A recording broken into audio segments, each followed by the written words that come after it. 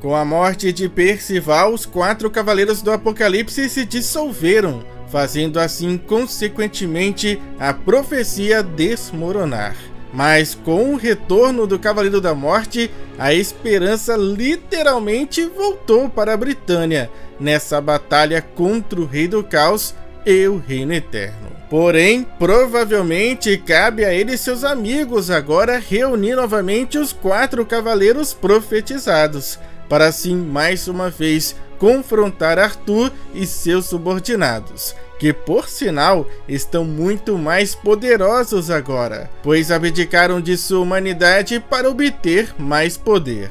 Bem, os 2 últimos capítulos não tiveram aquela ação que a gente tanto gosta, porém não é por conta disso que eles foram menos importantes, pois prepararam terreno para prováveis grandes eventos, como o possível embate dos 4 perigos contra os pecados capitais, e uma iminente missão do Percival e seus amigos em busca daqueles que se perderam após a impactante morte do Percival. Portanto, Meliodas deve contar o que aconteceu e o possível paradeiro de cada um deles. Que até então a gente sabe, né, que o Lancelot, após a morte do Percival, retornou para casa, o reino de Benwick. Mas eu acredito que provavelmente ele não permaneceu em casa todo esse tempo, né, esses 2 últimos anos. Um palpite bem interessante é que ele inicialmente poderia estar caçando implacavelmente os Cavaleiros do Caos que estavam em Britânia para tentar amenizar a dor que ele estava sentindo.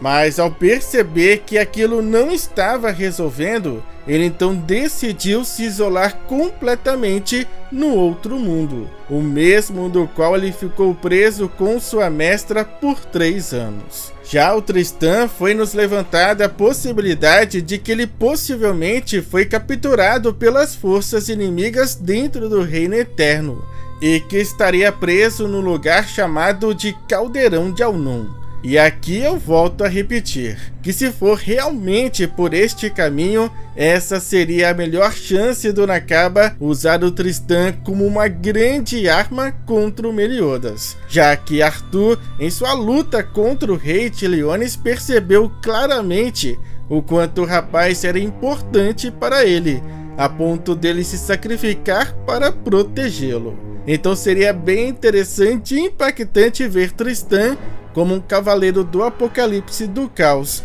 enfrentando seu próprio pai e seus antigos amigos.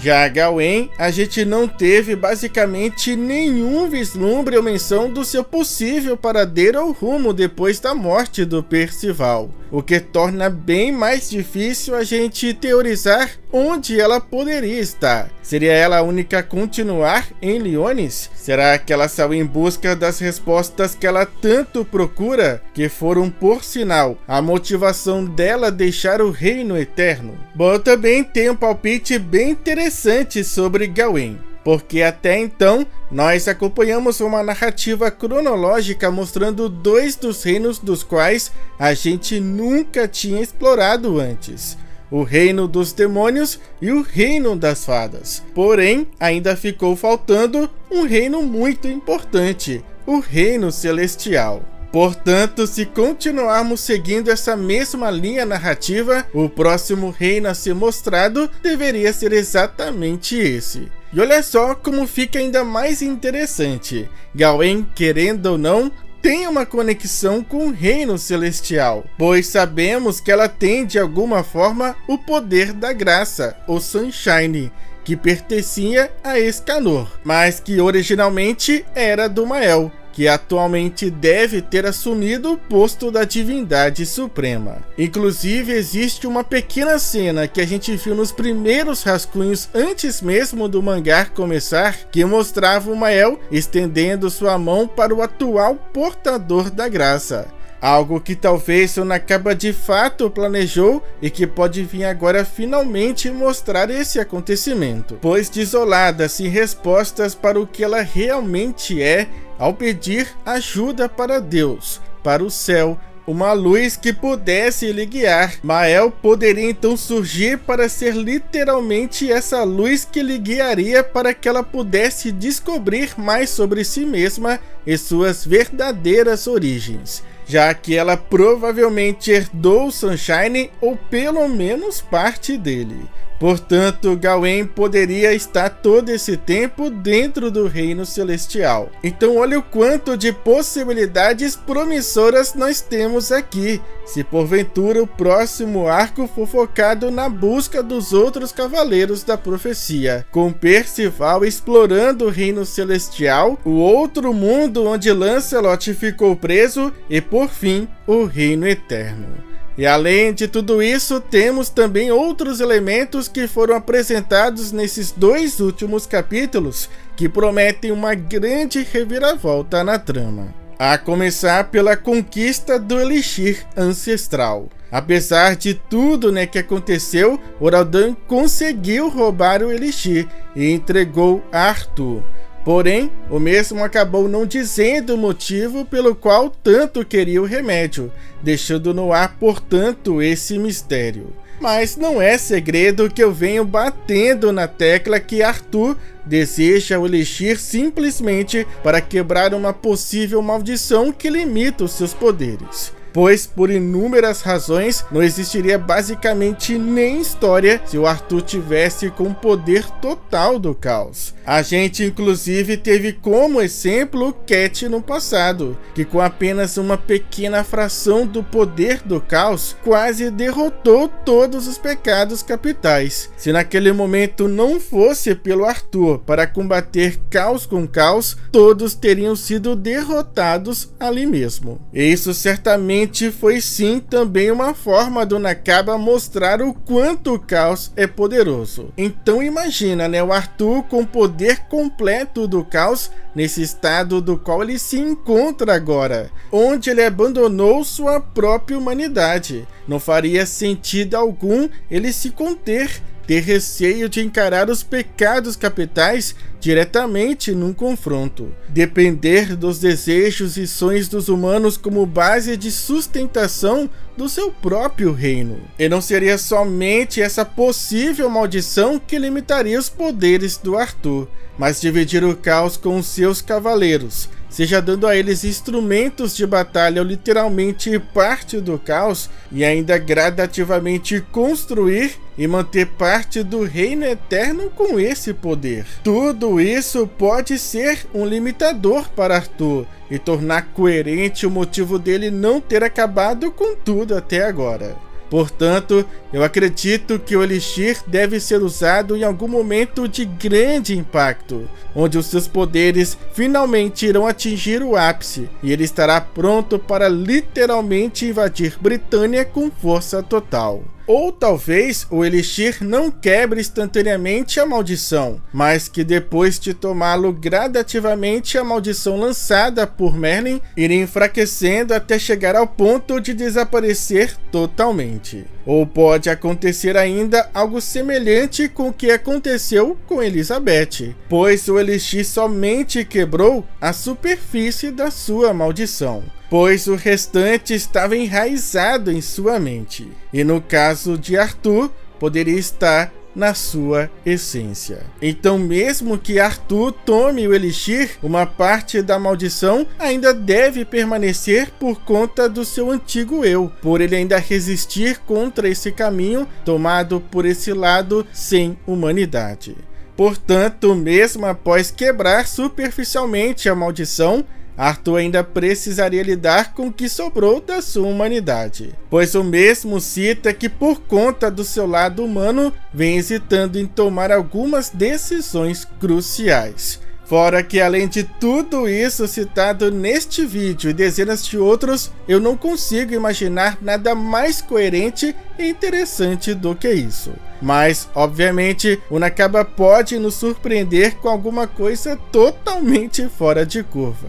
E sobre Oraldan, que misteriosamente retornou à vida, provavelmente por conta do poder do caos. Mas eu acredito que as coisas podem ir muito mais além do que muitos imaginam. pois neste último capítulo finalmente é confirmado através das palavras de Meliodas e Elizabeth que Oraldan tem sim uma conexão com Merlin.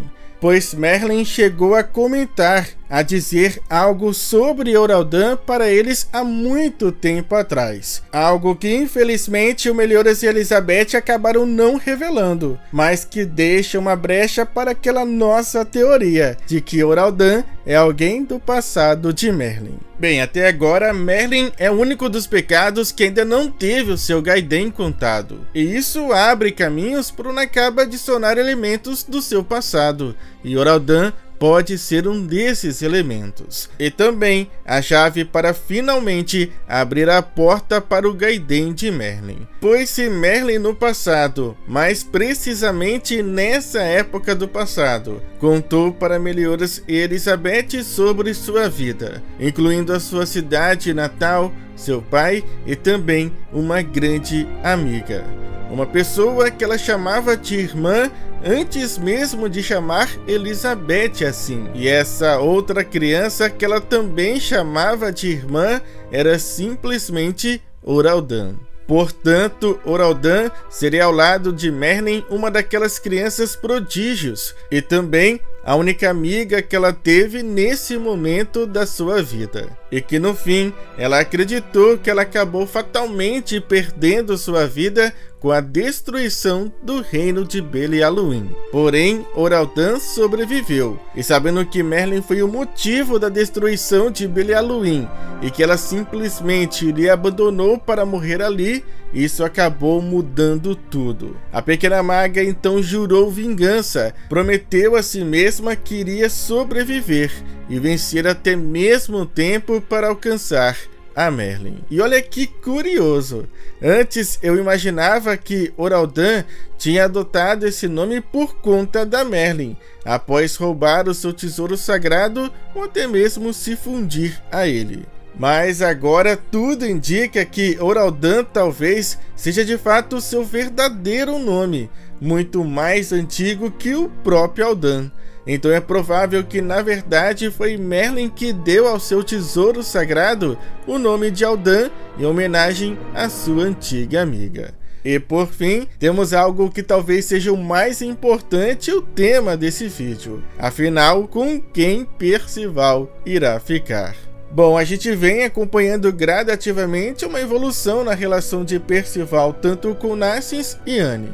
Uma situação entre os três que remete muito a uma alusão a um triângulo amoroso, pois tanto Narcís quanto Anne já demonstraram nitidamente uma espécie de interesse romântico. Porém, já da parte do Percival, isso acaba não sendo recíproco, né? Pelo menos não da mesma forma. E se a gente se orientar pelas lendas ou contos dos quais o Nakaba usa como inspiração para criar essa história e seus personagens, é que as coisas ficam ainda mais confusas, pois no conto gaulês do qual Anne é inspirada, ela tem como interesse romântico uma versão do Percival, mas o Narcís não fica para trás, pois num dos contos mais primitivos, o nome do interesse romântico do Percival é Brancaflor. E olha só que interessante, provavelmente o nome do Narcís era para ser Murta, o nome que o primeiro filho de Diane King recebeu.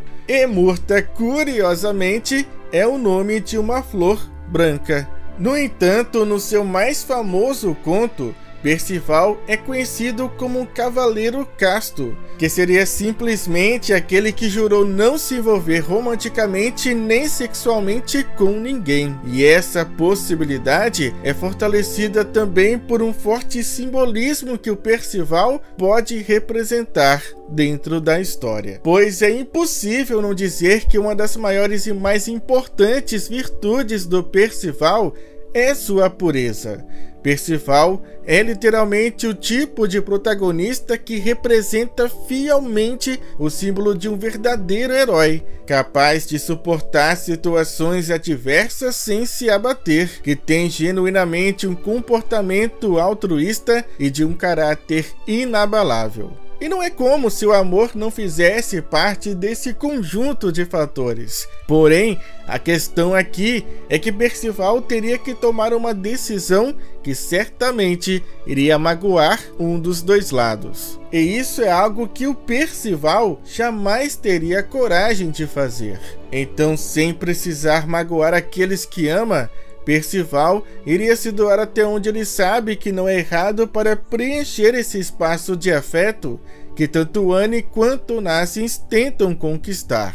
E seria dessa forma, meio que fazendo uma leve alusão a uma espécie de triângulo amoroso que o Nakabe iria seguir até o final da história, sem fazer com que Percival se envolvesse de fato romanticamente nem com Anne e nem com Nassens. E eu também não duvido que outros possíveis interesses românticos possam também surgir, como vimos brevemente quase acontecer com Rosebank. E quem sabe ela ainda não possa voltar para provocar reações inusitadas tanto em Anne quanto em Nassens. Portanto, é isso que eu acho. Mas eu quero saber a opinião de vocês também, se concordam ou não com essa linha de pensamento. E também com o restante de tudo que a gente debateu aqui. Será que Arthur quer de fato o Elixir para quebrar uma maldição sobre ele que limita seus poderes? Oraldan é ou não alguém muito importante do passado de Merlin, e onde deve estar os demais cavaleiros profetizados? Comentem, vamos continuar conversando sobre tudo isso agora aí nos comentários, até o lançamento do nosso próximo vídeo, onde eu espero ver todos vocês novamente aqui. Até lá, muito obrigado, falou, fui, é nóis!